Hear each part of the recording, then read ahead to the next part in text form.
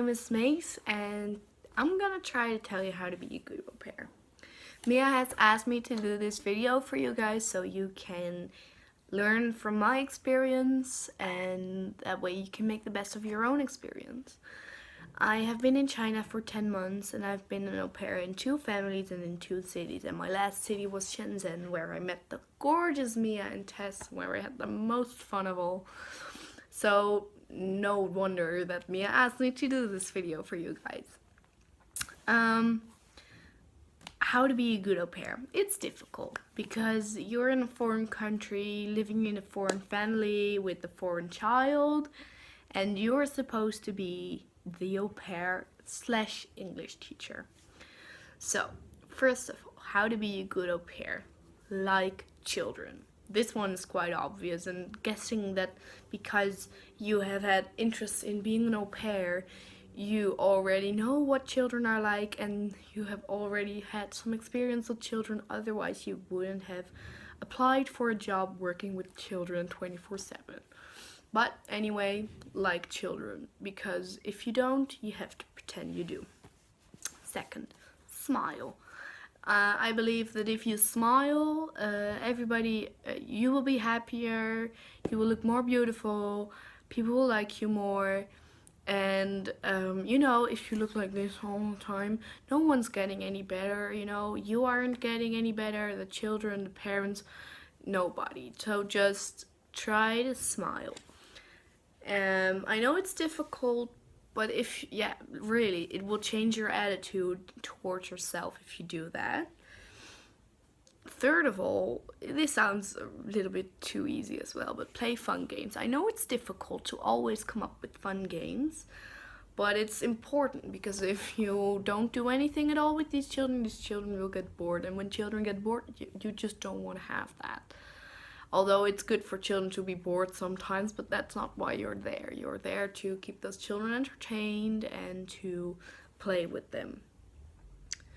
How can you play well with them? For example, you have to ask them for ideas, and you have to keep them entertained, like I said. So you can say like, oh, we're gonna build a card house, I don't know, because you like it. But if the children are bored, you have to see that they are bored, and you have to change what you're doing, and you have to change the game, because otherwise the children won't like it.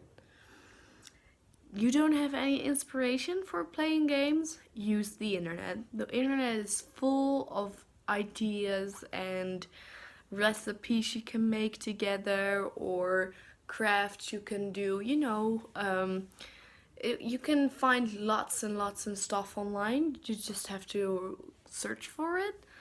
And most of the time, like if you want to bake something, you just tell your host mom, and maybe together you can go do grocery shopping, so you can prepare some fun games with the children. And if you don't know anything and you've tried the internet, ask other au pairs, and ask Tess and Mia. They will have fun ideas to do. Also, things you can do is like read a book to them or with them, or just dance around. That's what I like to do most of the time. Just put on some music and dance, or make music or something like that. It keep their energy high. But one thing is, don't get more energy than the child. Always follow the child in their energy, like not get more pumped up than they are, and just be on the same level as the children. It's difficult, but it's important that you do that. Also, like, ask the children what they like. Ask them if, like, you can organize a whole special day of baking, but if they aren't into baking, it's no use. So ask them what they like to do, ask them what sports they want to play, and you can do that, because they will give you ideas as well. Try to find those together. And one more thing is, like, put your phone away. It's difficult, I know, it's difficult for me as well. It's difficult for probably everybody in this age to put their phone away. But it's better, if you want to focus on the child, to put your phone away, to actually look what they are doing, and the parents will like that more, and the children will like that more. So just try to keep it in your pocket, or just leave it in your room as much as possible. And then how to be a good teacher, because that's something a lot of people struggle with, because we aren't teachers. We just got out of high school most of the times ourselves. So it's really difficult to know how to teach somebody a language when they don't even speak your language. So that's difficult. Once again, for these things you can go online, and you have a few websites. I believe I gave Mia some websites and I can find them myself, and a lot of Dutch au pairs in Shenzhen will have the websites as well. Use those because they are really handy, and you can make a good lesson. And another tip is to show the parents the progress the children are making, and it just has to be a little bit, like, if you have a young child and you just learn them to count, and you are having dinner and you ask, like,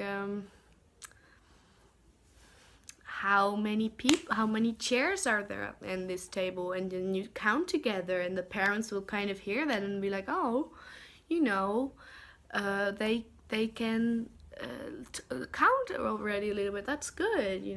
So they can see the progress, because Chinese parents are very happy to see progress, because that's all they want, actually. Another thing is prepare, like, know what you are doing. So when they are in school already, and you have to help them with their homework, check their books, know what chapter they are working with, and within the week you can work with the chapter. So if the chapter that week is like colors, you can, every day you see colors, so you can constantly be like, what's that color, and in just in the normal day-to-day life you can try to apply what they are learning in school. But if they are younger, well, yeah, you have to prepare by different ways. You just have to look up some little movies they can watch, and like Little Baby Bum, go to YouTube. If you put on your VPN anyway, go to YouTube or something and find Little Baby Bum. They will have lots of children's songs and they can sing them together. That's really nice for the younger children. And that's another part, like, try to make playing their teaching moment as well. So when you're, for example, baking something, like, try to say the action in English. Like, now I'm pouring the milk, and I'm gonna weigh the flour, and now I'm kneading the dough, and all those kind of verbs and sentences are very useful for them. So try to engage in that. So for example, when you play soccer, you can say, like, oh, you scored, you're so good at playing football, and you, like, the things they do, just say what they are doing, say what you are doing, and say it in English so they can hear it.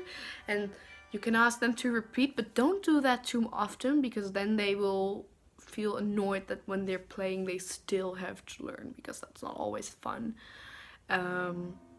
And for, like, if you want to have fun learning, let them watch a movie that doesn't have subtitles. Don't start with, like, super complicated movies like Inception or something, because that's too difficult if you don't understand it, and then we'll just be bored. But like the Minions, because in the Minions there isn't much talking English anyway, so they will kind of understand the story anyway. But like, if they can watch that without subtitles, and you ask, like, oh, did you understand that? And you can say, like, if you don't understand, pause and I'll try to explain it to you, or we can even use a translator, because watching a movie without understanding it is boring, so you have to help them as well. Other things you should do is yeah,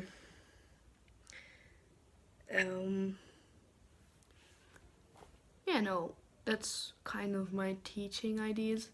But once again, try to make every possibility into a learning possibility, but don't force them. Don't show them that's it's actually teaching, because then they will be like, oh, I don't want that. I already have classes, and when I play, I want to play. But you have to, like, kind of sneak those little teaching moments into the playing games. And then one of the things you probably already experience if you're there is homesickness. And you know what you need when you have homesickness? You need courage, an open mind, and optimism. because that's all it's about. Because you need to have an open mind to let the family and their culture welcome you in their home, and you need courage to survive it because it's difficult, and you need optimism because you have to know that it will get better, because it does. And if you just constantly negative, like, oh, it's so hard, it's so bad, it's so sad, it's not getting any better. So what I said, like, if you look like this, it doesn't get better. But if you try to look positive and put on a smile and be like, okay, today is not my day, but tomorrow it will be. And if it isn't tomorrow, it will be the day after that, because there are many other people who've done it before me who can do it, so I can do it as well. And other things is like, take your mind off of it, because you can go sit in your room and cry and talk to people and be like, oh, I miss this and I miss that and I miss everything. But the best thing to do if you're homesick is like, get out there and try to find some things you like. Try to find a coffee place you love to sit, find a book you want to read, make some friends you want to hang out with. Get out of your comfort zone and go do something that you enjoy, so you don't feel sad all the time. Because once your mind is off your home, you will see what you can do in China. If you are in China and you constantly keep thinking about your home, you won't see China. And after, when you leave, you can't even say you were in China, because your mind was constantly back in your hometown, and that's not how your exchange year should be. So what I said, courage, optimism, and an open mind, and go explore this country, this beautiful country that's called China, and its wonderful people, and go make the best of it. And of course, it won't always be fun, because it never will, but you can always try to make it as best as possible. I have this saying, life is a party, but you have to decorate it. And those are kind of my advices. If you ever have any questions, you can ask me for my contact card, and I will gladly answer your questions. So good luck for now, and I'll see you later maybe.